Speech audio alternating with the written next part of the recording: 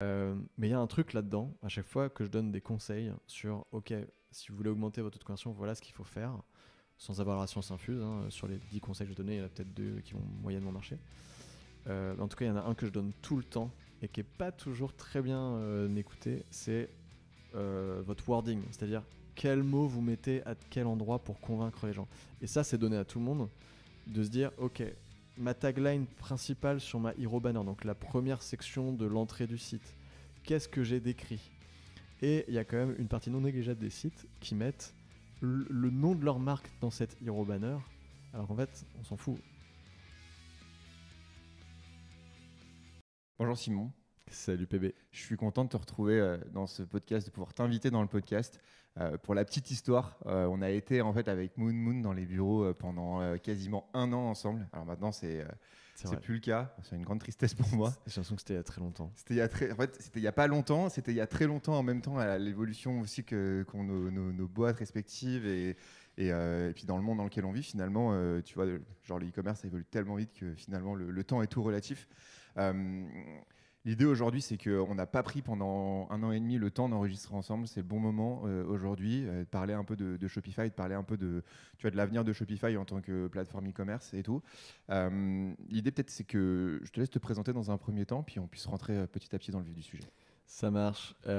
Bonjour à tous. Merci de m'inviter dans ce podcast. Je suis hyper flatté. Podcast que je suis depuis le début. Pour me présenter, alors je m'appelle Simon Lefebvre. Je suis un des 3 cofondateurs de l'agence d'expertise Shopify qui s'appelle Moon Moon.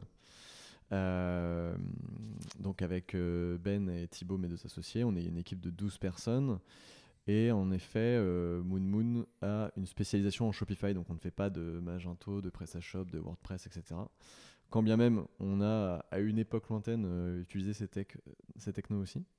Et aujourd'hui, on fait tout ce qui est développement de e-commerce Shopify, amélioration continue, analyse CRO des sites pour amélioration de la conversion dans le temps, en fait, à moyen terme, long terme. Et voilà, on fait aussi un peu de design aussi quand il faut. Et on fait voilà, du conseil e-commerce Shopify. Enfin, tout ce qui touche à Shopify, en fait, sauf les expertises, on va dire métiers qui sont autour, comme ce que tu fais sur les ads, d'autres sur le SEO. Principalement, ces deux expertises qu'on nous demande régulièrement, mais qu'on ne fait pas en fait. On fait vraiment du développement pur. On est 12 chez Moon Moon. 2 designers UI UX qui sont aussi développeurs, et sinon après 10 développeurs, si je m'inclus dedans, sachant que je suis désormais un piètre développeur. En fait, ça évolue aussi tellement vite. C'est quoi un peu les types de clients que tu accompagnes aujourd'hui et sur quels enjeux, en fait, un peu les raisons pour lesquelles ils viennent te voir Ouais, alors les types de clients qu'on accompagne aujourd'hui, c'est un peu en train de changer. On est vraiment dans une phase un peu de transition. C'était historiquement beaucoup de DNVB, qui sont toujours aujourd'hui le cœur de notre clientèle. C'est qui font entre, on va dire, 1 et 10 millions d'euros de chiffre d'affaires à l'année. Et là, on voit que de plus en plus, plus nous on grandit, plus notre notoriété grandit et plus aussi nos compétences augmentent. On touche des groupes industriels un peu plus, enfin des groupes industriels, des groupes et des marques plus importantes. Pour donner des exemples, aujourd'hui, on a commencé à bosser avec Duralex, Pyrex. On est sur des appels d'offres aussi sur des noms que je peux pas citer, mais sur des choses très importantes. Des marques de chaussures aussi très connues avec qui on va peut-être travailler, voilà, que je peux pas non plus citer malheureusement. Mais voilà, donc on grossit. Mais sinon, voilà, en DNVB très connu, il y a Dijo qu'on a accompagné lors de leur explosion, lors de Qui veut être mon associé. Néné Paris, là on bosse avec Sève. Je peux le dire, je pense que quand le podcast sortira, le site sera en ligne. C'est toujours pas le cas à la date où on enregistre. Voilà, Papépi, on a bossé aussi avec Les Miraculeux, enfin voilà. Je suis, à chaque fois qu'on me pose cette question, je suis vraiment très mauvais. Je suis obligé de reprendre la liste de nos clients et dire ah oui, c'est vrai qu'on bosse avec eux. Parce que là maintenant, on est un peu perdu dans toute cette liste, mais on est très content. Quand on prend un peu de recul, on se dit ça va très vite quoi. Ouais, moi, pour avoir suivi le parcours du coup un peu de l'extérieur ces derniers mois et tout, c'est assez impressionnant la manière aussi dont vous avez évolué et aussi les projets sur lesquels vous êtes monté. Franchement, je suis toujours assez impressionné aussi du taf que vous faites et de la manière dont vous Merci. arrivez à vous renouveler d'un projet à l'autre. Et d'ailleurs, je pense que un des objectifs que j'avais avec toi sur le podcast aujourd'hui, Ouais. c'était plutôt de parler un peu de Shopify comme une plateforme e-commerce, et notamment versus un peu les autres plateformes qu'on peut avoir aujourd'hui, qui sont aussi assez importantes sur le marché. Je pense à PrestaShop, je pense à Magento. Tu disais que c'était des technos que vous utilisiez avant. Alors, De façon très succincte, mais on va en parler quand même. ouais, on pourra en parler. En gros, si tu veux, moi, je suis un fervent, tu vois, genre, comment dire, je suis un peu un aficionados de Shopify. Je trouve que c'est une plateforme qui est géniale pour plein de choses, pour les marques. En fait, ça permet surtout aux entreprises de se refocaliser sur leur business premier, qui est de faire des très bons produits et de faire une très belle marque. Et finalement, le e-commerce est presque un peu laissé de côté. Enfin, moi, c'est la manière dont je vois le truc. Peut-être pour rentrer dans le vif du sujet, s'il y a peut-être des auditeurs qui ne sauraient pas ce qu'est Shopify, est-ce que tu peux peut-être nous expliquer un peu, voilà, assez succinctement, ce qu'est Shopify et à quoi ça sert? C'est assez simple. Shopify, c'est une plateforme de e-commerce sous forme de SaaS, donc Software as a Service, qui est en fait 100% hébergé en ligne. Donc c'est une plateforme sur laquelle tu te connectes, où tu peux créer toi-même ton site internet. Donc ça, je le dis alors qu'on est une agence et qu'on fait du e-commerce, donc ça peut paraître, enfin du développement Shopify, donc ça peut paraître un peu paradoxal. Mais en réalité, je le répète assez régulièrement, c'est que si vraiment tu veux faire tout de A à Z, c'est quand même assez simple de faire des choses toi-même si tu veux commencer à tester, à faire de la vente, etc. Et donc c'est sous forme de ce qu'on appelle CMS, donc Content Management System, qui te permet assez facilement d'aller changer ton contenu. Donc ça, c'est plutôt une bonne chose. Mais voilà, sur le fait que tu peux aller télécharger des templates que tu peux acheter, ou il y en a même des gratuits, et puis après tu peux aller développer ton propre site. Mais après voilà, on en parlera peut-être un peu plus en détail, mais il y a des raisons évidemment assez claires qui fait que développer un site Shopify custom a un impact très important. Notamment sur la partie UX et positionnement des arguments de valeur autour de ton produit en fait. Et tu connais très bien le sujet parce que t'avais fait un super schéma de fiche produit idéal qui avait cartonné sur LinkedIn, et c'est typiquement ce que tu as présenté. Par exemple, si tu télécharges un template, bah en fait tu ne peux pas faire ce que tu as fait par exemple, tu vois. Et donc en fait notre travail c'est beaucoup ça, c'est d'accompagner nos clients sur le fait de leur dire que euh, ton produit en ligne, c'est des arguments que tu dois mettre à certains endroits pour convaincre. Et voilà. Donc Shopify, c'est ça, c'est une plateforme de e-commerce comme Magento, comme PrestaShop, comme WooCommerce. Voilà, mais qui est vraiment ultra simple d'utilisation dans le back-office. Et on en parlera sans doute, mais c'est pour moi le point numéro 1 et l'avantage numéro 1 de Shopify.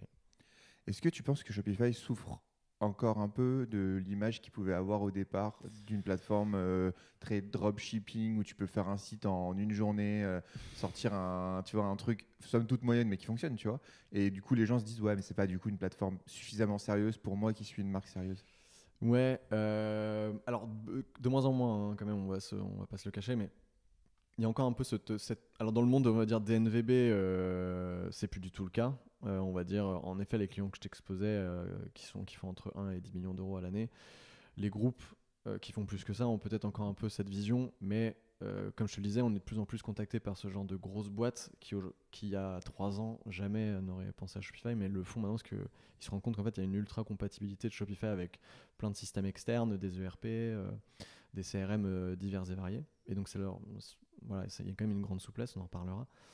Mais donc, ça a plus beaucoup cette image de dropshipping. Mais pour autant, si tu veux faire du dropshipping, ce qui nous est pas forcément notre gros kiff, mais en étant honnête, tu peux totalement le faire encore sur Shopify et ça fonctionne très bien. Et c'est toujours la meilleure plateforme pour le faire. Mais Shopify a tellement évolué depuis que tu peux désormais sur des grands groupes avec des milliers de produits aller sur Shopify de façon assez simple. Et donc c'est ça qui est hyper impressionnant, là, on va dire l'élasticité de la solution quoi, est assez folle. Si tu, N'hésite pas à me recadrer si j'ai l'impression que tu me poses une question, en fait je pars sur complètement autre chose.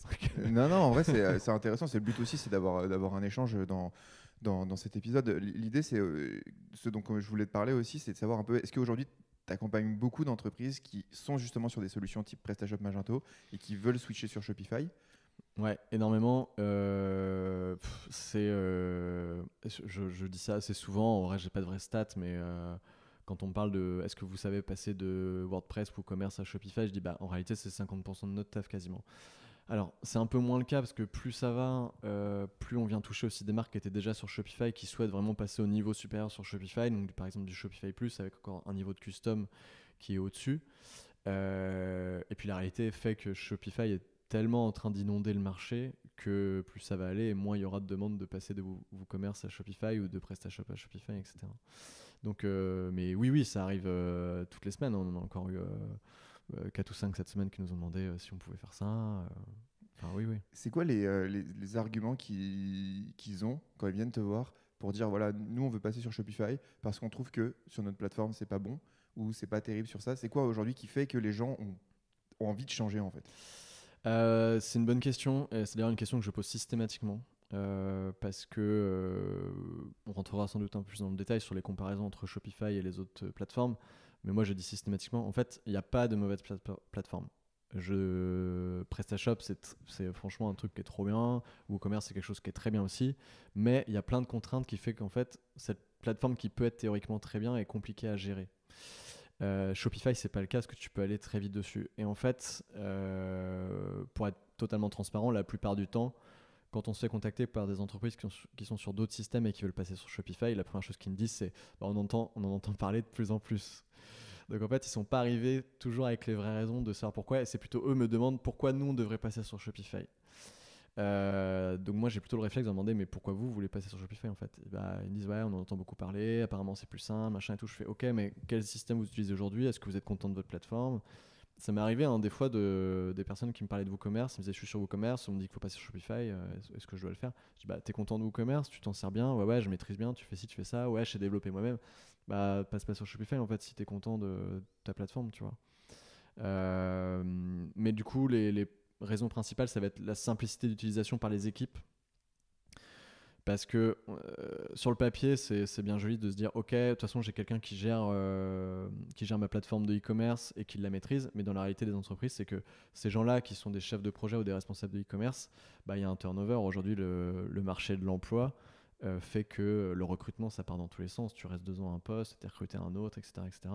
Et donc, en fait, ces responsables e-commerce changent tous les 2 ans. Et en fait, quand tu es sur un WordPress, un PrestaShop ou un Magento, reformer la personne au back-office de la plateforme de e-commerce sur WordPress, PrestaShop et Magento, c'est quand même assez complexe. Même pour nous qui sommes développeurs, je peux te dire, quand on en a fait, c'était une énorme galère. Et c'est pas pour rien qu'on s'est recentré aussi sur Shopify. Et donc la raison principale, pour moi, elle est là.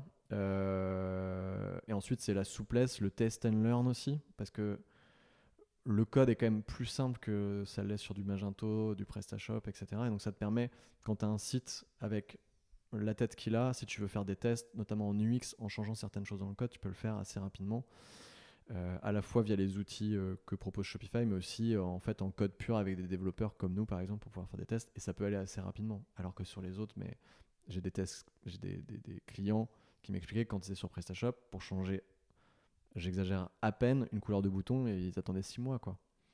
Donc voilà, donc c'est surtout ces raisons-là. Et puis après, ce qui fait que et je m'arrêterai là, ce qui fait que de plus en plus Shopify est poussé auprès des grosses entreprises, c'est que Shopify, l'entreprise, a compris que ces grosses boîtes avaient besoin d'être rassurées sur le fait que les systèmes autour de leur e-commerce qui étaient mis en place, je te parlais tout à l'heure des ERP, des CRM, tous les systèmes de logistique qu'ils ont, puissent être compatibles avec Shopify. Parce que si tu leur dis, bah, faut changer votre plateforme de e-commerce, mais en plus, il faut changer votre logistique, votre système de facturation, votre système CRM, votre système SAP, ou tu vois, des énormes boîtes comme ça, ils sont là, ouais, ça va être une énorme galère, c'est-à-dire qu'il va falloir reformer toute la boîte. Et ça, c'est le truc qui te coûte le plus cher en entreprise, quand tu es une grosse boîte.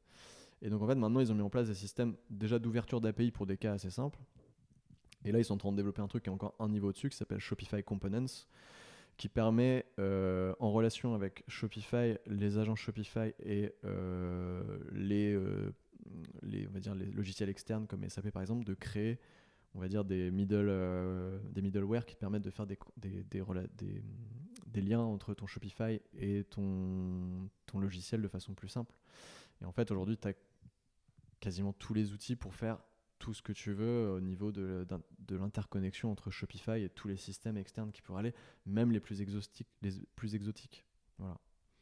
En vrai, c'est assez intéressant parce que du coup, tu tu remets au cœur, tu sais, au cœur du fonctionnement de ton e-commerce, non pas l'aspect technique, de dire est-ce que tu es bon à savoir coder un truc, mais en fait, tu remets au cœur du truc en mode est-ce que mes équipes, qui sont mes équipes de vente, mes équipes marketing, elles vont être capables d'aller modifier le titre du produit, la couleur du bouton, Ouais, ou mettre à jour le logo sur le site parce qu'on a changé le logo entre-temps, quoi. Exactement. Et ça peut paraître super bête, mais c'est vrai que sur des plateformes peut-être un peu plus complexes d'un point de vue technique, Presta, WooCommerce ou autre, tu as rapidement en fait d'aller contacter ton développeur. Est-ce qu'il a de la bande passante au moment où tu le contactes pour aller changer le logo, puis surtout est-ce qu'il en a fait, tu vois, est-ce qu'il en a faire quelque chose de faire ça maintenant. Toi, ça te bloque et en même temps, tu vois, c'est un truc de complète frustration, quoi. Mais le cœur de succès, il est là de Shopify en fait. C'est exactement ce que tu viens de décrire. On a souvent cette question-là aussi, parce que nous on fait des Shopify custom, c'est 95% de notre métier, c'est ça. Et à chaque fois on nous dit, attendez, vous allez faire un thème custom et du coup il n'y aura pas les mises à jour, du coup mes équipes elles vont galérer à faire le changement. Et à chaque fois il faut qu'on explique, et c'est notre rôle de faire ça, parce qu'en effet ça peut paraître un peu nébuleux, mais on dit non, en fait nous on va te faire quelque chose de custom, mais le framework, donc on va dire la structure pour simplifier de Shopify, fait en sorte que quand on va coder quelque chose selon cette structure, les mises à jour vont se faire quand même sur quelque chose de custom. Première chose. Et deuxième chose, c'est pas parce qu'on te fait quelque chose de custom que tu vas devoir aller coder des trucs pour changer ton logo ou ton texte. Nous, l'avantage du langage justement Shopify qui s'appelle Liquid, c'est que tu peux aller après créer de l'interfaçage dans le back-office que nous, on peut décider pour que toi, tu changes ce que tu veux. Donc, par exemple, nativement, aujourd'hui sur Shopify, tu n'as pas de truc qui dit pour changer la couleur de mon bouton, c'est comme ça, mais nous, on peut te le créer pour que tu aies après un color picker pour aller changer la couleur de ton bouton si tu le veux. Mais c'est pas une très bonne pratique parce que si tu fais ça, tes clients après ils te font un bouton rouge, un bouton vert, un bouton machin. Tu fais putain, en fait, on n'aurait pas dû laisser le color picker.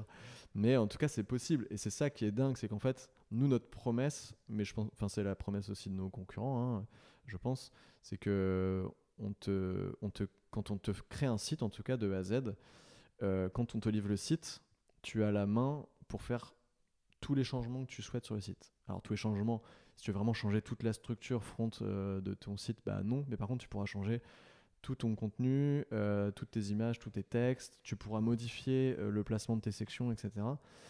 Et tu l'as dit, c'est en effet quelque chose de très con, mais quand tu attends 6 mois pour changer un logo parce que ça doit passer par ton développeur, bah, tu pètes un câble, tu te dis putain, en fait je vais passer sur Shopify parce qu'en fait, voilà. Et je finirai là-dessus parce que c'est un point, et peut-être que tu allais me poser la question, mais j'anticipe. Le prix de Shopify, qu'on nous, alors on nous le sort beaucoup moins. Au début on disait ouais mais j'hésite entre WooCommerce et Shopify parce que Shopify c'est payant machin et tout. Alors Shopify c'est payant, ok, mais le premier forfait il est à $35 plus 2% de ton CA. On va dire que ça va te coûter 200-300 euros les premiers mois si tu fais un chiffre d'affaires de 10 ou 20 000 euros. 200 ou 300 euros sur un chiffre d'affaires de 20 000 euros, c'est beaucoup moins que ce que ça te coûterait si tu devais faire des changements avec un développeur à côté, et c'est beaucoup plus rapide. Donc en fait, le prix de Shopify, il est là-dedans. Et en plus, les serveurs sont inclus, donc tu n'as pas à payer ton hébergement. Bon, après, ça, c'est pas très cher, mais. Et voilà, et tu payes la sécurité aussi. Parce qu'on parlait de dropshipping tout à l'heure, mais. Donc ça fait un peu dropshipping, c'est pas sécurisé, mais en fait, Shopify, c'est peut-être très subjectif, mais on a étudié le sujet, et une des plateformes, voire la plateforme de e-commerce la plus safe en termes de sécurité. Salut, c'est Pierre Baptiste. J'interromps cette vidéo pour te parler de quelque chose qui va te plaire.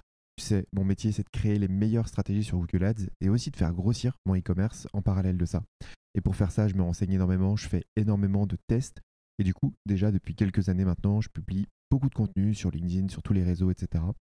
Et il y a un certain type de contenu qui n'a pas vraiment sa place sur tous ces réseaux-là. C'est des contenus ultra poussés qui te permettent d'aller beaucoup plus loin. C'est pour ça qu'il y a un peu plus d'1 an maintenant, j'ai créé une newsletter dans laquelle je partage chaque semaine des articles très poussés sur les meilleures tendances Google Ads, sur les hacks pour aller chercher plus de renta, sur les meilleures techniques pour aller prendre de la croissance, que ce soit sur Google Ads. Mais je te partage aussi tous les tests que je mets en place sur mon e-commerce, des petits secrets dont personne ne parle pour optimiser ta logistique et un peu tous les aspects de ton business. Les retours sont unanimes. Je sais que c'est devenu un rendez-vous hebdo pour plusieurs milliers d'abonnés maintenant. Donc, ça me ferait vraiment plaisir que tu puisses nous rejoindre. Le lien est dans la description du podcast, sous cette vidéo, sous cet épisode audio. Je te laisse t'abonner et on reprend la vidéo. Je pense qu'il y a un enjeu majeur sur Shopify que tu n'as pas sur un Presta ou un WooCommerce. C'est que sur Shopify, tu ne gères pas ton hébergement. Ce que je veux dire par là, c'est que c'est pas toi qui vas aller acheter chez OVH ou autre de l'hébergement, Ouais. et ensuite tu vas installer ton site sur un hébergeur, et donc du coup tu vas devoir à la fois maintenir la sécurité de tes serveurs et maintenir la fiabilité de ton site. Ouais. Shopify te permet vraiment d'avoir en fait d'effacer aussi cette partie un peu technique de maintien. Et d'ailleurs, ça me fait penser à autre chose. Tu évoquais tout à l'heure le fait que Dijo soit passé, par exemple, sur Qui veut être mon associé, qui t'amène à un trafic complètement phénoménal en très peu de temps. Quand tu gères toi-même ton serveur à ce moment-là, et je pense que tu es plus expert que moi sur le sujet, en fait, la probabilité que ton serveur explose en vol est extrêmement importante. D'ailleurs, je vous laisse faire un test. Je ne sais pas si vous aimez l'émission Capital. Moi, je fais ça parfois. Je regarde cette émission. Je ne sais pas pourquoi ça me fait triper de regarder ça. Et vous allez sur le site des boîtes qui présentent au moment où Capital passe. Vous verrez que quasiment tout le temps, les sites sont down parce qu'en fait, il y a trop de volume de personnes qui vont voir les sites. Bref, je reviens à mon sujet. Et du coup, sur ça, tu as aussi ce truc où en fait, Shopify il va être capable de scaler ton besoin en trafic ou ton besoin en serveur en fonction de ce qui se passe sur ton site, quoi. Exactement. C'est de la bande passante adaptative en fait. Donc en fait, le serveur, en effet, tu payes le serveur sur Shopify, mais qui est inclus dans ton forfait. Et peu importe que tu aies une personne ou 1 million de personnes sur ton site à un instant T, en fait, le serveur s'adapte en permanence. Parce que quand vous achetez en fait un hébergement sur OVH, Gandhi, Yonos, etc., vous devez dire ok, je prends ce tel forfait parce que j'ai besoin d'une bande passante de, je sais pas, les plus petits c'est genre je crois 2 ou 5 mégasecondes, un truc comme ça. Donc ça veut dire que vous avez le droit à 2 ou 5 mégas toutes les secondes de chargement de contenu. Donc ça veut dire, c'est peut-être, allez, vous pouvez monter à 300 personnes en même temps sur le site peut-être. Mais au-delà, en effet, ça pète. Donc il faut monter sur les serveurs supplémentaires. Mais Shopify te permet en effet, en fait c'est all inclusive, c'est-à-dire que tu payes Shopify, par contre tu n'as pas à te prendre la tête avec le serveur. Et ça, en effet, tu parlais du cas d'Ijo. On a eu, je crois, à peu près une dizaine, voire un peu plus, et on en aura des nouveaux encore l'année prochaine. Je ne spoil pas, mais voilà, qui sont passés ou qui vont passer à Qui va être mon associé. Et ces 10 plus clients m'ont tous posé cette question-là. Est-ce que les serveurs vont tenir à tout? Qui est un très bon réflexe d'ailleurs, hein, en termes de... Enfin, c'est une très bonne question à poser, il faut se la poser. Et d'ailleurs, si vous nous écoutez et que vous n'êtes pas sur Shopify et que vous avez un passage télé, parlez-en à vos devs ou en tout cas augmentez votre capacité de serveur un peu avant parce que voilà. Mais oui, c'est un des gros avantages de Shopify aussi. Si vous savez que vous allez passer sur des médias. Après, sinon, si vous avez un forfait serveur un peu, on va dire, médium, on va pas se le cacher, il n'y a pas toujours, il y a pas tous les jours, pendant 3 mois, 200 000 personnes sur ton site, quoi.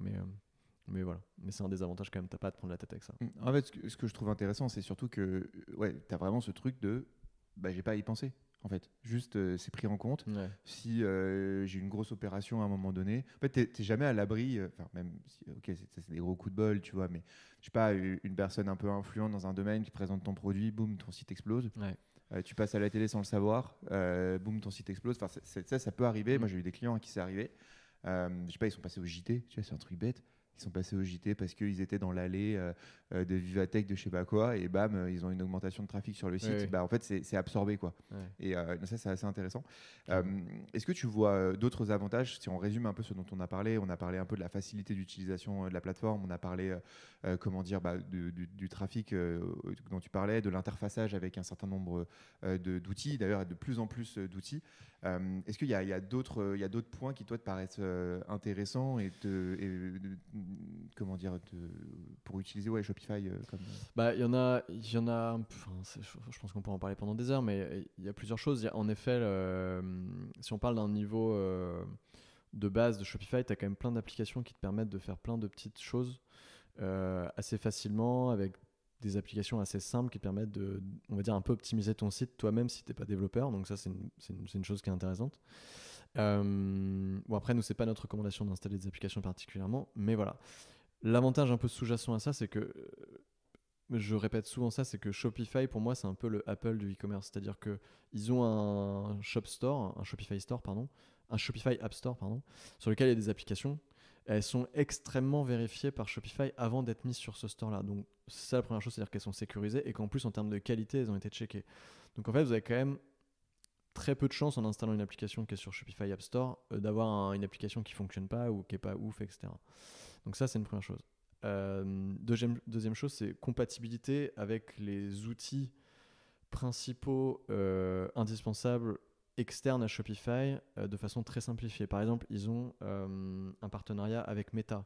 Donc il y a une application Meta qui te permet de connecter facilement ton shop Shopify à Meta, enfin Facebook Shop, je sais plus, il change tellement de nom. Alors, Facebook Shop, et tu as aussi Capi, qui est du coup le server-side API Ouais. de Facebook, qui est devenu indispensable sur iOS 14, depuis iOS 14 Ouais. pour le tracking. Tu vois. Exactement. Donc en fait, en effet, j'allais l'évoquer aussi, mais tu as aussi le fait que tu puisses paramétrer ton pixel avec justement l'ouverture des données clients, etc. Il y a aussi, ils ont t'en parleras sans doute mieux que moi, ils ont aussi l'application Google qui permet aussi de connecter, là c'est le sujet du moment, ton GA4 plus facilement, de pouvoir aussi mettre tes produits sur Google Shopping. Enfin voilà, encore une fois, c'est des sujets que tu maîtrises mieux que moi, mais en tout cas, ils ont un gros avantage quand même c'est aussi lié avec mon point suivant, c'est qu'ils permettent à des agences d'acquisition comme toi, ou en tout cas des experts e-commerce autour de la plateforme Shopify, de simplifier un peu la vie, mais indirectement de simplifier la vie de leurs clients. Parce qu'en fait, une galère en moins chez toi, c'est une galère en moins pour ton client en réalité. Donc en tant que client, plus ça va vite et mieux ça fonctionne, plus tu es content. En fait, tu t'en fous que ça ait été un truc complexe ou pas. Et donc ça, c'est aussi un gros point, parce que quand tu dois aller faire du tracking, vérifier que ton pixel fonctionne, ne serait-ce qu'installer un pixel ou un script GTM, en fait, un script GTM, alors il faut paramétrer GTM, mais ton script, c'est une espèce de copier-coller dans un fichier qui est bien déterminé. Encore maintenant, avec l'application Google, tu peux potentiellement le faire directement. Ça va tellement vite que ça va peut-être encore changer. Mais voilà, tu as tous ces avantages-là. Et il y en a encore d'autres, mais je finirai là-dessus. Un des autres avantages dont le commun des mortels n'a pas forcément conscience, c'est que Shopify fait des mises à jour en permanence pour proposer des solutions qui sont remontées par leur espèce de top 100 clients fanbase qui leur dit on a besoin de ça, est-ce que vous pouvez le développer? Et nous, on est régulièrement en contact avec les équipes de développement de Shopify, enfin régulièrement, on va dire, de temps en temps. Et à chaque fois qu'on a discuté avec eux, par exemple, on nous a présenté la solution Shopify B2B qui est disponible que sur Shopify Plus, mais qui a démarré en novembre, mais qui était en version un peu bêta. Il n'y avait pas tout ce qu'il fallait pour que ce soit nickel. Ils nous ont dit, si jamais vous avez des clients qui ont besoin de certaines fonctionnalités sur Shopify B2B, vous nous le dites et on vous le fait. Et c'est ce qu'ils ont fait, tu vois. Donc c'est assez ouf pour une boîte comme ça de se dire, en fait, en tant qu'agence en tout cas, en tant que client aussi, c'était un client assez fort, de pouvoir aller leur demander certaines choses. Ça ne veut pas dire qu'ils vont le développer dans 100% des cas, mais en tout cas, ça sort pas, ça reste dans un coin de leur tête et ils sont en capacité de te le développer derrière. Et c'est assez dingue, quoi. En fait, quand tu parles de Shopify B2B, ça me fait penser à un autre truc, parce que pour le coup, pour les auditeurs qui ne sauraient pas, j'ai un propre site e-commerce à côté, qui est du coup aussi sur Shopify. Ouais. Et sur ce site, il y a un autre aspect qui est hyper important, c'est, j'ai déjà fait des épisodes d'ailleurs sur le podcast sur le sujet, c'est les intégrations avec les plateformes d'email, notamment avec Klaviyo, dans lequel Shopify a investi. Ça, j'ai pas pensé, mais tu as raison. Et Klaviyo, tu vois, c'est un truc très bête, mais le fait que tout soit intégré dans Shopify avec une synchronisation mais genre parfaite de tout ce qui se passe sur votre site avec votre outil CRM pour envoyer les bons emails au bon moment, etc. Mais en fait, je crois que les gens se rendent pas compte à quel point c'est magique. J'ai essayé avec des clients dernièrement qui sont sur PrestaShop avec Sendingblue de mettre en place des flows, mais l'enfer sur terre, tu vois. Genre vraiment, c'est un truc de fou. On a mis 3 semaines de dev à mettre en place les API bien poussées pour remonter les événements comme il fallait. Alors, il y a des trucs de base qui remontent, hein, attention, tu vois, je dis pas que c'est horrible non plus. Mais en fait, c'est pas que c'est horrible, c'est bien. Quand tu as goûté à Shopify et Klaviyo, tu trouves ça horrible. Ouais, non, mais carrément. Non, mais t'as entièrement raison, j'ai oublié ça. En plus, on en a parlé avant d'enregistrer. Je te parlais de Klaviyo, mais en effet, cet outil-là, Klaviyo, on n'est pas là forcément parler de Klaviyo en particulier, mais c'est vrai que c'est très puissant. Et en effet, il est ultra connecté avec Shopify et récupère énormément d'événements en natif. Donc en fait, quand tu veux créer un flow, un script automatisé de chaîne d'emailing, tu peux récupérer, mais genre, je sais même pas combien c'est, je vais dire 50, mais c'est peut-être 100 en réalité. Et donc ça, c'est ultra puissant. Et en effet, Klaviyo particulièrement récupère beaucoup plus d'événements que ses concurrents comme Sendinblue, même sur Shopify d'ailleurs. Hein, Sendinblue est moins interconnecté que Klaviyo. Après, tu peux faire déjà des super trucs avec Sendinblue. Hein, je peux entendre dire que c'est pas bien, mais en tout cas, ils sont un peu plus en retard que Klaviyo par rapport à Shopify. Mais oui, il y a tout ça. Et le dernier truc qui peut paraître pas forcément un avantage, mais c'en est un quand même, c'est le checkout de Shopify. On parle souvent du checkout de Shopify parce que dans la plupart des cas, ce checkout est assez limité parce que Shopify ne veut pas donner accès trop à ce checkout pour plein de raisons. Ils prennent leur com. Hein. Ouais, alors ça c'est la raison peut-être numéro 1 en effet, c'est qu'ils veulent pas qu'on puisse trop aller trafiquer le checkout pour qu'en fait, vu qu'ils prennent des commissions, on puisse un peu faire dévier le paiement. Ce qui a été le cas encore jusqu'il y a, on va dire, il y a 2 ans où c'était encore possible d'aller filouter pour pas que Shopify prenne sa com. Donc ils ont capté ça, ils sont pas cons. Mais en dehors de ça, sans parler de cet aspect, on va dire, purement financier pour Shopify, je crois aussi à l'argument du fait que Shopify limite on va dire le traficage un peu de ce checkout pour qu'il soit un peu toujours templaté de la même façon et habituer les gens à un certain parcours au sein d'un checkout qui est uniformisé d'un Shopify à un autre pour qu'en fait on gagne en efficacité de conversion après dans ce checkout qui est encore perfectible, mais en tout cas il fonctionne et il est aussi, et c'est le dernier argument, très sécurisé. C'est-à-dire que le fait qu'on puisse pas aller faire n'importe quoi dessus, ça t'évite que dans la nuit tu dis en fait mon checkout il marche pas, il a pété. Non, c'est impossible parce qu'en fait n'importe quelle agence, nous ou même d'autres de nos concurrents, même si nous on vient toucher des fois les checkouts, notamment sur des Shopify Plus, on ne peut pas aller trafiquer le back-end et tout ce qui va être connexion du paiement. Donc ça c'est quand même hyper rassurant. Ça peut être perçu comme un désavantage, mais en fait c'est un gros avantage, ça t'évite de faire n'importe quoi avec ton truc, quoi. Donc, voilà. Mais après, il y a plein d'arguments encore sur Shopify. On peut en parler pendant des heures. Hein. Le test and learn hyper rapide, le fait de pouvoir multiplier tes templates un peu comme tu veux en 3 clics, pouvoir créer des landing pages en 3 minutes. Pour les marques, il y a un truc que je trouve fou, c'est Shopify POS. Donc POS, c'est le système de caisse Shopify. Et j'ai un client qui a 7 boutiques physiques, qui a créé son e-commerce sur Shopify. Et en fait, toutes ces boutiques fonctionnent sur Shopify POS. Il n'a pas installé de système de caisse traditionnel. Et donc, en fait, il me disait, mais c'est magique, j'ai un interfaçage dans mon programme de fidélité entre ma boutique, mon site e-commerce, qui est genre d'une fluidité impressionnante. Sa remontée de chiffres, elle est en live de ses boutiques. Il sait ce qu'il a vendu dans ses boutiques en direct dans son Shopify. En fait, il a une interface, c'est one-stop shop, quoi. Vraiment, il y a tout au même endroit. Enfin bref, je pense qu'on pourra en parler encore des heures et des heures. Un des points quand même, c'est que là, ok, c'est bien beau tout ça, tu vois, c'est un peu le monde idyllique, la manière dont on en parle. C'est en fait, c'est quoi les limites quand même de la plateforme aujourd'hui? Qu'est-ce qui ferait que certaines boîtes diraient non, moi j'y vais pas, tu vois? Honnêtement, tu m'avais posé la question il y a 1 an, j'aurais eu beaucoup plus de facilité à te répondre. Là aujourd'hui, il y a quand même plus beaucoup de choses qui fait que tu vas te limiter. Je vais essayer quand même de trouver des arguments contre, enfin pour, ça dépend comment on le prend, mais il y a certaines choses sur certains types de business, c'est pas adapté. On va dire que si vous faites de la marketplace, alors j'ai eu la discussion avec quelqu'un hier qui me demandait de faire de la marketplace, mais c'était pas la même définition. Pour moi, marketplace, c'est comme Amazon, c'est-à-dire tu peux aller t'inscrire pour toi-même aller mettre tes produits dessus. C'est possible sur Shopify, mais c'est fait avec des applications externes qui sont pas du tout gérées par Shopify, qui sont quand même sur l'App Store, donc elles ont été checkées au niveau qualité, mais ils n'ont pas du tout eu d'implication dedans, et donc c'est pas très quali, et c'est un peu la foire, tu vois. En fait, si tu installes ça, ton site il a une tête vraiment de l'enfer. Puis il y a des transactions financières entre tes marchands et toi qui fonctionnent un peu pas ouf. Voilà, donc ça, si vous voulez faire une marketplace pure du type Cdiscount, Amazon et tout, Fnac, machin, n'allez pas sur Shopify. C'est pas assez souple et assez quali pour moi pour faire ça. De mon point de vue, hein. Peut-être que certaines autres personnes diront autre chose, mais moi je pense que c'est pas assez bon.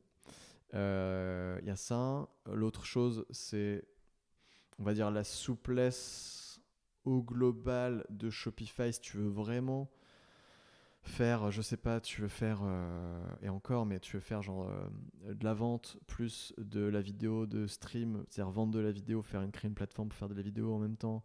Tu veux aussi vendre de l'événementiel dessus. Euh, Ça, pour ce genre... Pour l'événementiel, par exemple, c'est pas encore dingue. Il y a des trucs qui existent et tu peux le faire de façon très simple. Mais si vraiment ton cœur de business, c'est ça, je dirais pas forcément d'aller là-dessus. Euh, voilà, après peut-être le prix quand même malgré tout. Moi après je pense que ça a quand même vachement de valeur. Le prix de Shopify ça les vaut en vrai, même sur des forfaits très élevés comme Shopify Plus, etc. Mais voilà, à part ça, avec tout ce qu'ils sont en train de déployer, je vois pas, en tout cas si on compare aux autres solutions existantes. Ah si, j'ai un dernier point pour être très honnête, mais ça j'ai pas vraiment une certitude là-dessus, mais j'entends régulièrement que Shopify, peut-être d'un point de vue SEO, en tout cas sur la partie blog, serait un peu moins performante que du WordPress WooCommerce par exemple. Enfin, surtout d'ailleurs, pour la simple et bonne raison que WordPress est quand même leader aujourd'hui sur c'est 70% des sites dans le monde. Hein.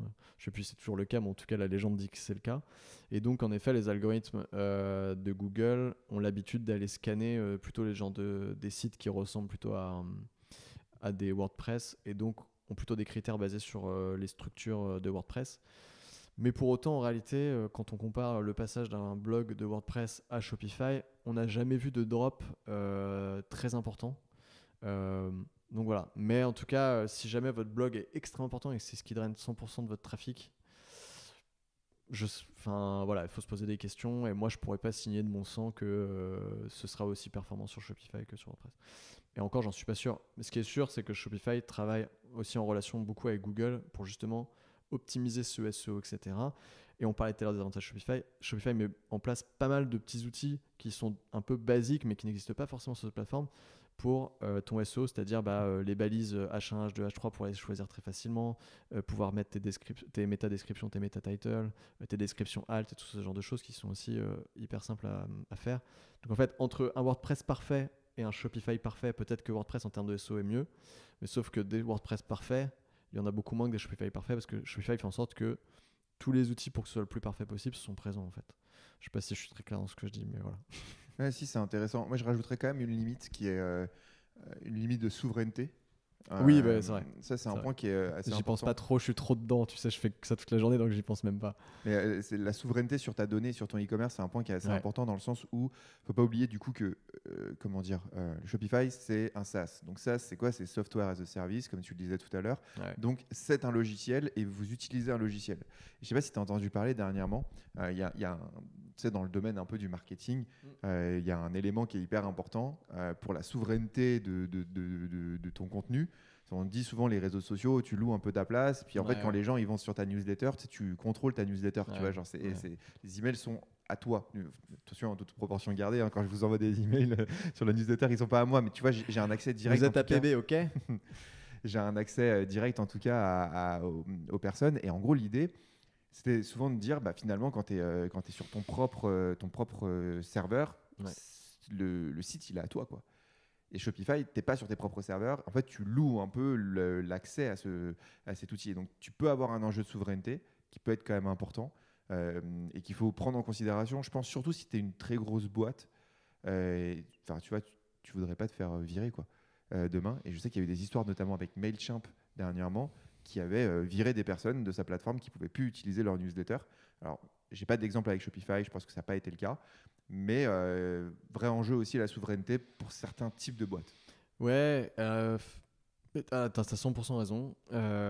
Donc en effet, il faut se poser la question, c'est est-ce que tu penses que Shopify va se casser la gueule demain? C'est possible, mais pour l'instant, c'est pas parti trop pour. Sans parler effectivement du fait que s'ils font faillite, Ouais, tu perds ton il y a e-commerce. ça. Et après, malheureusement, c'est un peu le cas sur tous les outils aujourd'hui qu'on utilise. Aujourd'hui, il y a beaucoup de personnes qui sont dépendantes aussi des réseaux sociaux. Instagram, Facebook, LinkedIn en proportion, tu vois, pour nous, par exemple, LinkedIn, c'est un impact très important chez toi, c'est un impact aussi très important chez nous. Si demain, LinkedIn décide de changer son algorithme et de nous pénaliser, en fait, on ne pourra rien y faire, on sera pas bien, tu vois. Donc, c'est quasiment le cas partout. C'est comme si Apple fait des mises à jour sur iOS et décide de tout défoncer. Ton téléphone, il marche plus. Aujourd'hui, tout ce qu'on utilise est connecté à un truc centralisé. De loin, on peut se faire arrêter notre téléphone tranquille. Hein, donc, Donc c'est le cas pour tout. C'est comme tes podcasts, ils sont hébergés sur une plateforme. Peut-être, je sais pas si c'est sur Ocha ou quoi que ce soit, mais si Ocha est down, bah en fait tes podcasts ils disparaissent, tu vois. Sauf si tu les as sauvegardés quelque part. Mais voilà. Donc c'est en effet. En fait, je pense que c'est un enjeu qui est important à prendre en compte à partir du moment où tu es une boîte qui peut Non, avoir mais t'as raison. des enjeux, tu vois, genre de De partage de données. souveraineté Ouais, ouais. importants, comment dire, peut-être de lien avec les gouvernements. Ouais, ouais. Tu sais, tu vends des produits, je sais pas, pour des gouvernements ou Ouais, pour ouais. des grosses entreprises, ça peut être un point qui est important. C'est vrai, ce point particulier, t'as raison. Pour le coup, là, en effet, je peux pas trop te contrer là-dessus. Mais en effet. Après, la plupart des entreprises n'ont pas forcément ces problématiques-là. Les serveurs de Shopify sont quand même sécurisés, la donnée est cryptée, hein, c'est pas. Puis c'est une boîte canadienne, c'est pas une boîte américaine. Oui, oui, oui. Après, voilà, hein, les Canadiens sont pas non plus tout blancs dans leur gestion, un peu comme les États-Unis, mais enfin moins quand même, mais voilà. Donc non, non, malheureusement, t'es dépendant de ça. Mais après, aujourd'hui, tout ce qu'on utilise est hébergé pas mal aussi aux États-Unis. Hein. Je parlais Ouais, c'est d'Apple. clair.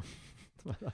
Écoute, je pense qu'on a fait un bon tour un peu de, tu vois, des bonnes raisons qui pourraient pousser à des sites à passer de Presta à Shopify, de WooCommerce, de Magento à Shopify, ou en tout cas de mieux comprendre, tu vois, en quoi Shopify est un outil intéressant. Est-ce qu'il y avait d'autres points que tu voulais peut-être qu'on aborde, ou pour toi on a fait à peu près le tour? Non, pas particulièrement. Je t'avoue que je fais ça toute la journée, donc je ne sais plus quels sont les avantages ou les inconvénients de Shopify. Donc c'est intéressant que tu me poses la question, ça m'oblige à réfléchir. Non, non, j'avais pas de point particulier à rajouter.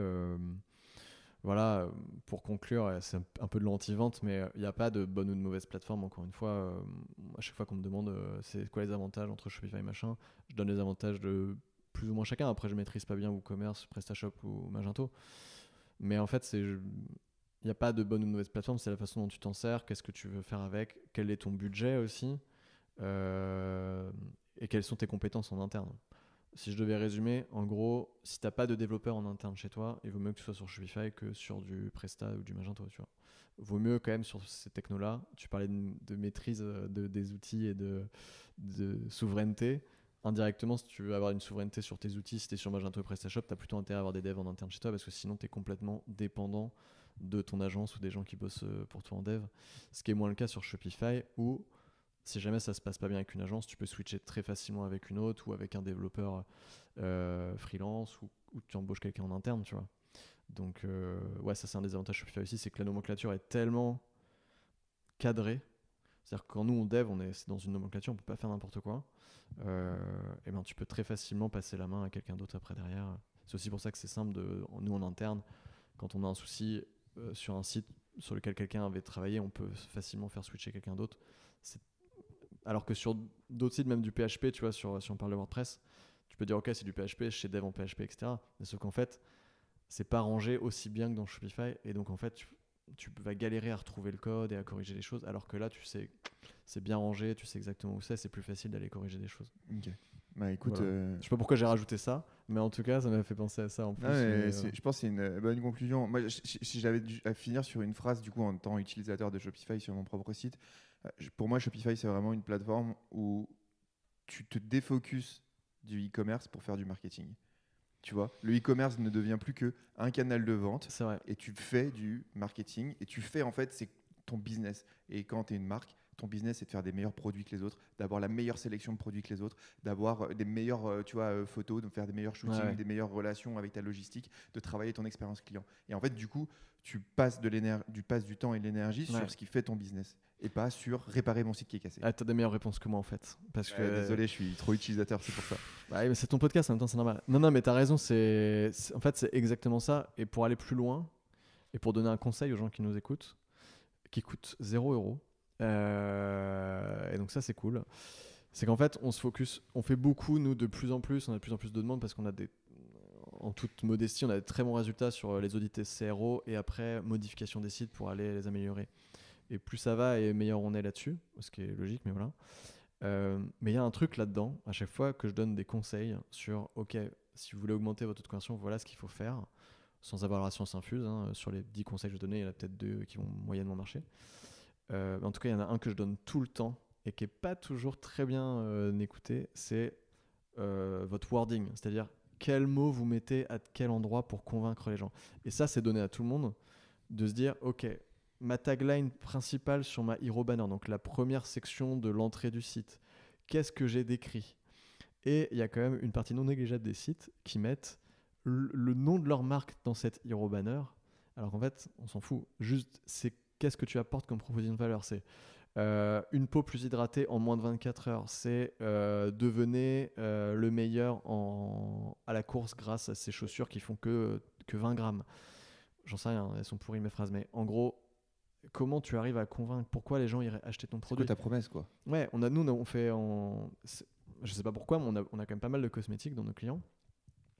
Et je leur dis à chaque fois, nous, on a beaucoup de clients en cosmétiques. Vous faites tous des produits qui sont visiblement bons. Nous, on fait attention à ça aussi.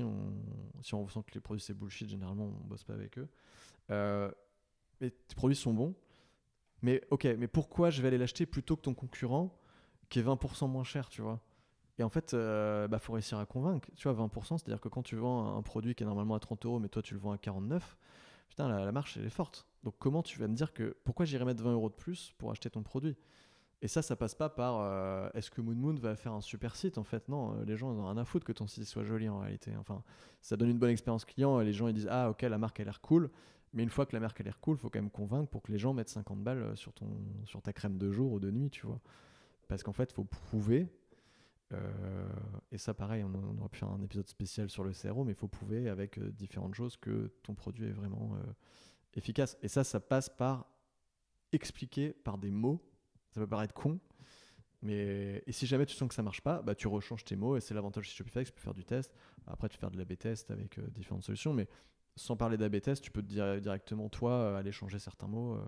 Ça va pas faire diviser par deux ou faire x2 non plus ton truc, mais prends le risque entre guillemets très maîtrisé d'aller changer quelques mots sur ton site pour voir quel impact ça a sur la conversion.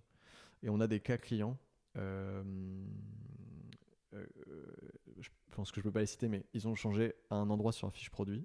C'est pas nous qui avons intervenu, c'est eux. Ils ont décidé, ils se sont dit putain, j'ai l'impression que les gens ils comprennent pas ce truc-là. Ils ont changé un mot. Ils ont vu genre l'augmentation. C'est même pas une légende, c'est vrai. Ils ont vu l'augmentation de genre plus 20% sur la conversion. Parce qu'en fait, ils se sont rendus compte qu'ils avaient mal expliqué un truc. Et ils ont juste changé un mot. C'est ouf. Bon, c'est un cas un peu particulier, mais c'est pour vous dire que ça a un vrai impact, quoi, les mots que vous allez mettre sur votre site. Ouais, mais en fait, c'est à nouveau faire du marketing et présenter ta vraie proposition de valeur. Mais en fait, il y a 20 ans, il n'y avait pas de Shopify, pas de e-commerce. Tu devais convaincre avec des mots. Tu vois, t'allais en magasin.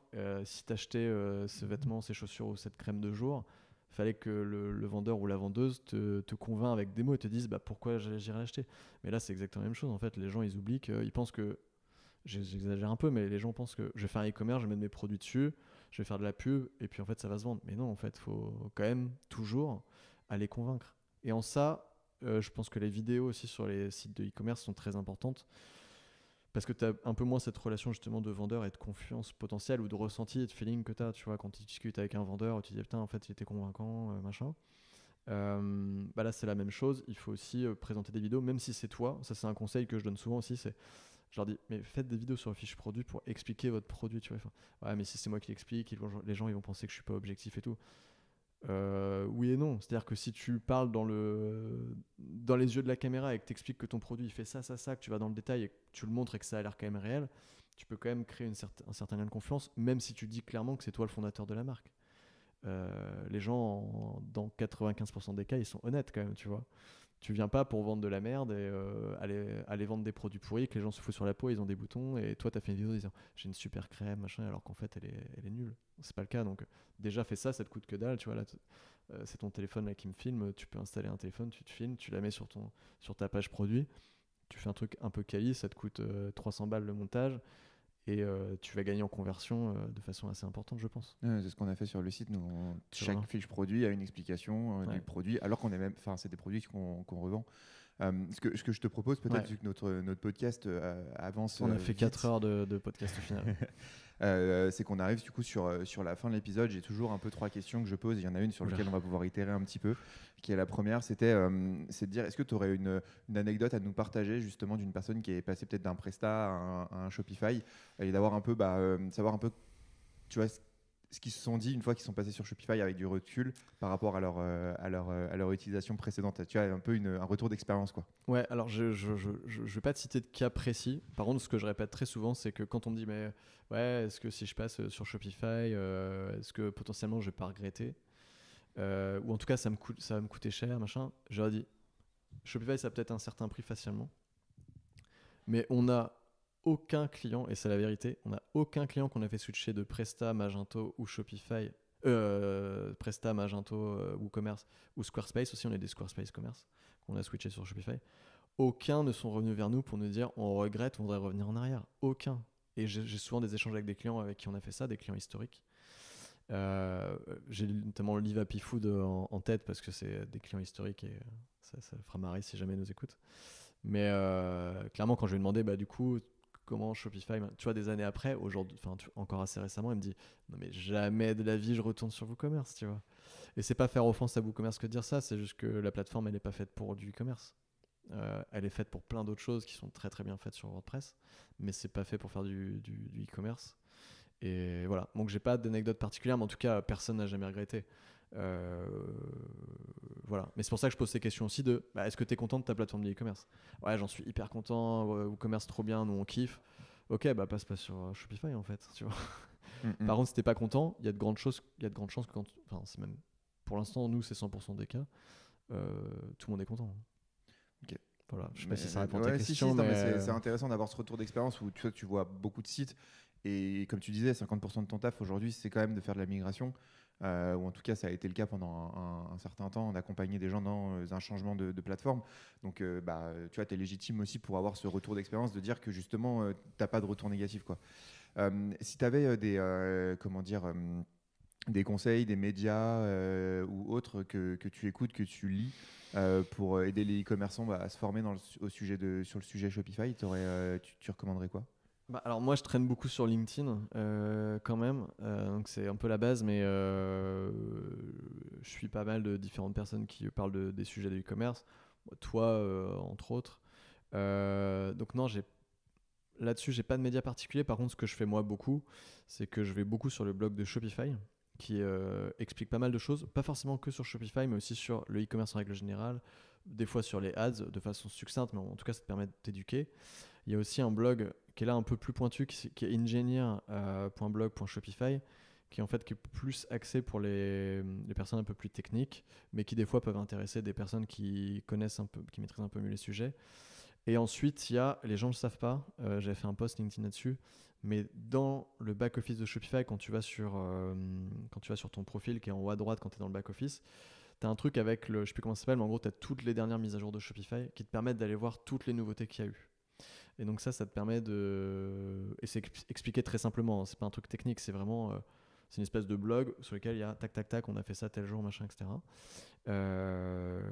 Et voilà, et après bien suivre les... Il y a une chaîne YouTube aussi de Shopify qui est plutôt intéressante, dans laquelle ils expliquent pas mal de choses. Et puis voilà, après il y a des chaînes YouTube où aussi il y a pas mal de choses qui sont expliquées. Bon, en règle générale, si vous cherchez des trucs aussi sur Shopify, vous tapez sur Google ou sur YouTube, vous trouvez des contenus hyper intéressants. Voilà. Après, moi, je recherche on va dire le contenu ultime en SEO X Shopify. Voilà, s'il y a quelqu'un qui m'écoute et qui sait pas quoi faire et qui est intéressé pour monter une boîte de SEO Shopify, vous allez cartonner. Je suis prêt à investir dans votre boîte. En tout cas, c'est nous qui allons le faire dans 2 ou 3 ans quand on aura un peu plus de temps. Mais voilà, je pense qu'il y a encore plein de choses à faire. Ok, très cool. Où est-ce qu'on peut te retrouver, te contacter? Écoutez, soit directement sur le site de MoonMoon, si vous êtes intéressé pour bosser avec nous, il y a un petit formulaire de contact à remplir. Soit sinon, on a une adresse mail qui est hello@moon-moon.fr. Et sinon, si vous voulez me contacter moi personnellement, c'est beaucoup sur LinkedIn. Si vous voulez que je vous réponde, quand vous me faites une demande de connexion, mettez-moi un message. Vous avez plus de chances que j'accepte. Dites que vous venez du podcast, du coup. Oui, dites que vous venez du podcast. Non, mais voilà, en règle générale, j'accepte pas mal de personnes. Quand je vois que c'est pas du tout corrélé ou que ça n'a rien à voir ou que c'est des gens qui viennent me contacter pour vendre des trucs, j'accepte pas forcément. Mais en tout cas, si vous avez des choses intéressantes ou des questions précises à me demander, ce sera avec plaisir. Voilà. Top. Merci beaucoup Simon pour Je ton t'en prie. retour et ton Merci pour expertise l'invite. sur le J'espère que sujet. j'ai pas fait trop de monologues, mais voilà. Non, bah en fait, je pense que c'était hyper intéressant et ça permet aussi vachement à des gens de débuter. Enfin, en fait, tu vois, quand tu es dans cette phase de transition, de te dire est-ce que je dois passer sur Shopify, Ouais. de voir aussi ce retour d'expérience, tu vois, de quelqu'un qui a créé beaucoup de Shopify. Peut-être aussi un peu mon retour, moi, d'expérience d'utilisateur en tant que e-commerçant, tu vois, de Shopify aussi. Et de se dire, bah, ok, bah, peut-être ça peut valoir le coup aussi de m'y intéresser. Donc, je pense que c'est vraiment cool sur Ouais. ça. Si tu veux, dans 6 mois, on fera un épisode spécial CRO. Bah, avec grand plaisir. J'aurais plein de choses à dire à ce sujet que j'adore. Avec plaisir. Mais voilà, mais en tout cas, merci beaucoup et puis à très vite et puis bonne écoute. Salut. Ciao. Ciao.